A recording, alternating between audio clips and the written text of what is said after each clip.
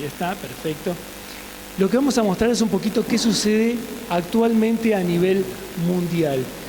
Sabemos, según datos registrados por la ONU, la Organización de las Naciones Unidas, que para el 2050 la población mundial va a aumentar en 1.500 millones de personas más de lo que tenemos actualmente. Y para lograr alimentar a esa cantidad de personas, según la FAO, la Organización de las Naciones Unidas para la Alimentación en la Agricultura, dice que tenemos que aumentar un 3% anual la producción de alimentos. ¿Sí? Y no podemos seguir aumentando la superficie, no podemos seguir generando desmontes, cada vez tenemos más efectos climáticos que nos afectan nuestras producciones. Sin embargo, hay muchos registros, nosotros tenemos varios estudios de ellos, en que la inteligencia artificial, la agricultura de precisión, la robótica, cada uno de estos procesos que aumentan pueden duplicar la necesidad de alimento que tiene hoy el mundo. Si eso no lo hacemos y seguimos trabajando como lo hacemos hoy en día, los que van a pagar los platos rotos son ellos. Se estima que si no logramos aumentar ese 3% anual la producción de alimentos, para el 2050 alrededor de 400 millones de personas van a morir por falta de alimentos. Entonces tenemos que ser no solo para aumentar la rentabilidad de nuestra producción, sino para lograr alimentar al mundo, seguir siendo cada vez más eficiente y por eso incorporamos la agricultura de precisión. Algunos de los números, de los tantos que tenemos con Santiago que podemos mostrar de los efectos de la siembra, de ser más precisos o no, una de las cosas que podemos mostrar es el efecto de la distribución de siembra. Si no incorporamos dosificadores, distribuidores que distribuyan bien la semilla, que logren una equidistancia entre las semillas para evitar una dominancia, efecto de plantas dominadas y dominantes, a no generar un desperdicio de la radiación, el uso de los recursos, del agua, de los nutrientes, dejar espacio para que se desarrollen malezas. Lo que empieza a pasar es que tenemos un efecto que según muchos autores en el mundo, en Argentina, en Brasil, como los que ven ahí, y Santi va a mostrar otros de los que han hecho en ellos, muestran que si el coeficiente de variación en el caso del maíz, uno de los principales productos que se ve afectado por este coeficiente de variación en la distribución de las semillas es mayor a un 20%, ¿sí?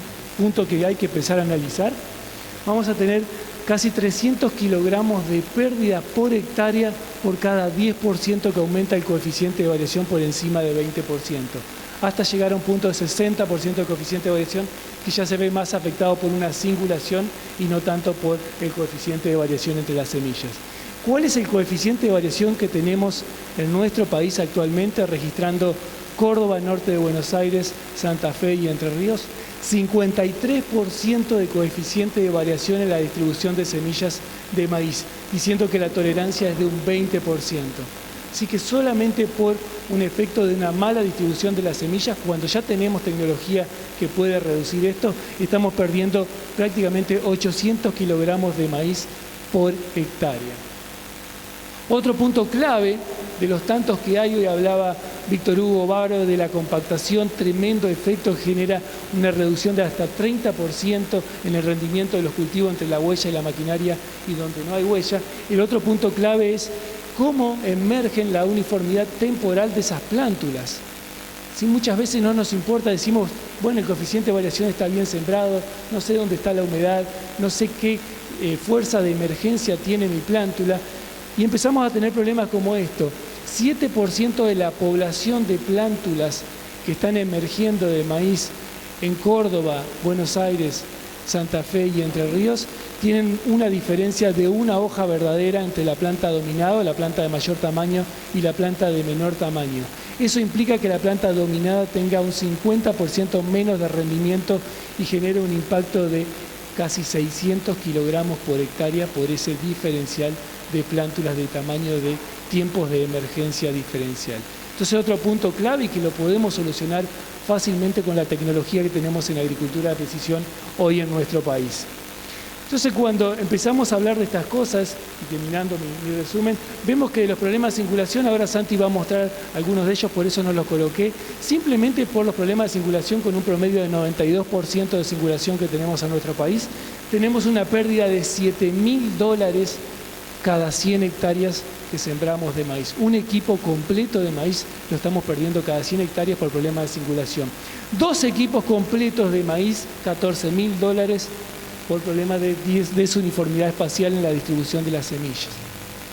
Y $14.000 más, o sea, 2 equipos completos de maíz por la desuniformidad temporal en la emergencia de las plántulas. O sea, cada 100 hectáreas en Argentina estamos perdiendo $35.000 por problemas en la siembra, en la calidad de siembra de cultivo de maíz. Y a esto sumamos un montón de los otros cultivos que tenemos sembrados en nuestro país. No solo podemos decir que estamos mejorando, perdiendo rentabilidad, sino que si solucionamos algunos de estos tips, solamente solucionando la siembra podríamos estar alimentando a 80 millones de personas más en el mundo. ¿Sí? Entonces, con la agricultura de precisión, con la tecnología que vamos a estar incorporando y que vamos a estar viendo hoy, no solo mejoramos la rentabilidad de la producción, hacemos más eficiente el uso de los recursos, sino que estamos alimentando a más chicos en el mundo. Santi, le doy paso para que continúes. Gracias. Sos más alto que yo. Bueno, buen día, buenas tardes. Gracias, Hernán, por la excelente intro. Gracias por estar presentes. Y tal cual como dice él, hoy van a mostrar tecnologías para evitar que estas 400 millones de personas, o favorecerle o generarle alimento a estas 400 millones de personas. Para eso tenemos que hacer un buen uso de los recursos, de los insumos, ¿sí? Y tenemos que sembrar bien, estamos hablando de siembra. Hernán mostró esos datos que cada vez que lo veo, esos camioncitos me asustan. Yo voy a mostrar acá, a ver si pasa, en estos gráficos de caja, que no sé si los alcanzan a ver, acá datos locales. Yo vivo en Balcarce, la zona de influencia de trabajo es el sudeste de la provincia de Buenos Aires, ¿sí? Y ahí les muestro para girasol y para maíz cuáles son los valores promedio que tenemos de singulación y de coeficiente de variación, ¿sí? Singulación son las plantas que, digamos, del 100% de las plantas, cuántas son aceptables, cuántos son fallos y cuántos son dobles.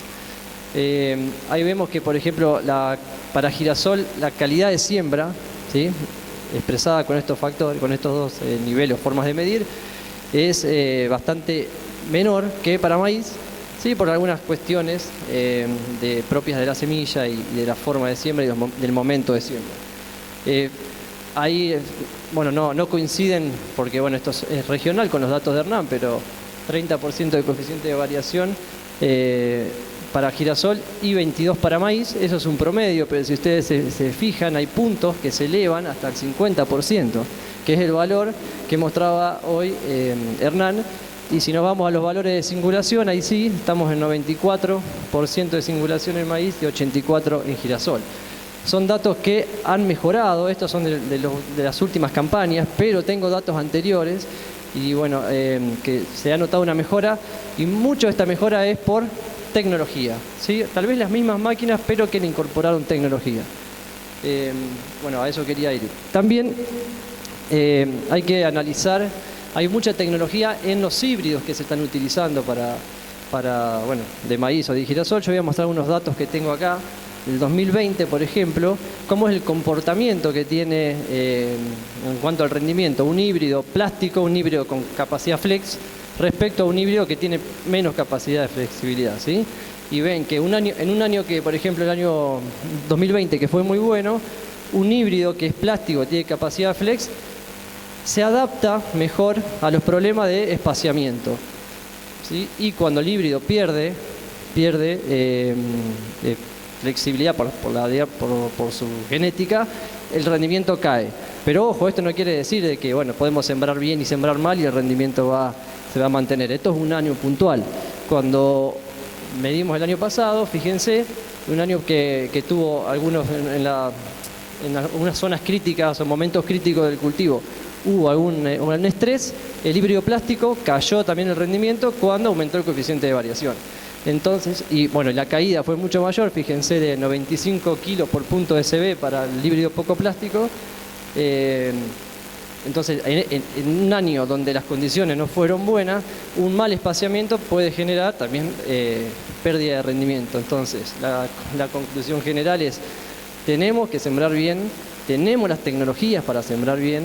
En Argentina hay diversos, van a mostrar hoy un montón de cosas, diversas tecnologías que entre todas e integradas pueden hacer levantar la vara y sembrar, lograr coeficiente de variación y uniformidad temporal aceptable que permitan, bueno, mantener los rendimientos, aumentarlos y tener seguridad alimentaria. Y para finalizar, acá les traigo, esto lo pusimos recién, pero para girasol esto es probando una de las tecnologías de una de las empresas que está aquí, que probamos cuánto, en el que van a ver ahí es para girasol, 70% la barra marrón, 100% significa cuánto el tiempo está la rueda limitadora tocando el suelo, 100% la rueda limitadora va todo el tiempo en contacto con el suelo, entonces la profundidad de siembra se mantiene.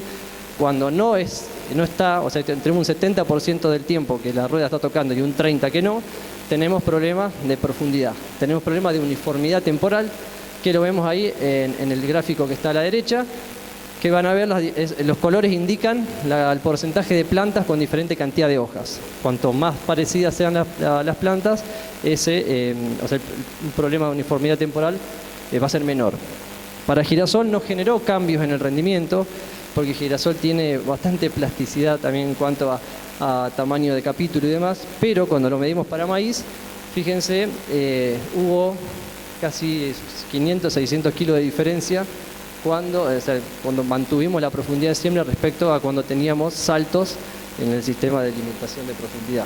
Y está más que nada dado, como se ve en el gráfico a la derecha, justamente por desuniformidad en la cantidad de hojas al momento de la emergencia y la implantación del cultivo.